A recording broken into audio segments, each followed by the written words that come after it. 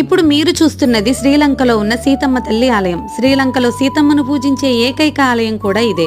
ఈ ఆలయాన్ని సీతా అమ్మన్ ఆలయంగా పిలుస్తారు. ఇక్కడ మరొక విశేషం ఏంటంటే లంకా నగరాన్ని తగలబెట్టిన మన హనుమను ఇక్కడ ఎంతో భక్తితో పూజిస్తారు. అందువల్లనే ఈ ఆలయం మొత్తం హనుమ సింధూర రంగులో ఉంటుంది. ఇక్కడే మనకు హనుమ పాదముద్ర కూడా కనిపిస్తుంది. ఈ గుడి గురించి శ్రీలంక ప్రజలు చెప్పే కథ ఏంటంటే లంకారాజైన రావణుడు సీతమ్మను ఈ ప్రదేశంలోనే బందీని చేసి ఉంచాడని, ఆమె జీవించిన ఈ ప్రదేశం వారికి ఎంతో పవిత్రమైనదిగా చెప్తారు. కానీ సీతమ్మ కన్నీళ్లు పడ్డ ఈ నేల అప్పటి నుంచి ఎన్నో సంక్షోభాలను ఎదుర్కొంటుందని, దానికోసమే ఈ గుడిని నిర్మించారని, సీతమ్మ వారి విగ్రహ ప్రాణ ప్రతిష్ఠ కోసం శ్రీలంక ప్రభుత్వం భారత ప్రభుత్వాన్ని సరయూ నది నీళ్లు అడిగిందని, ఆ నీటితోనే అమ్మవారి ప్రాణ ప్రతిష్టాపన కూడా జరిగిందని ఇక్కడి వారు వివరించారు. ఈ గుడిలో మనం ఎంతో ఆహ్లాదంగా ఉండే అశోక వాటికను కూడా చూడవచ్చు. ఈ నదిలోనే సీతమ్మ తల్లి ప్రతిరోజు స్నానం చేసేదని, కాబట్టి ఈ నీరు ఎంతో పవిత్రమైనదిగా ఇక్కడి వారు నమ్ముతారు.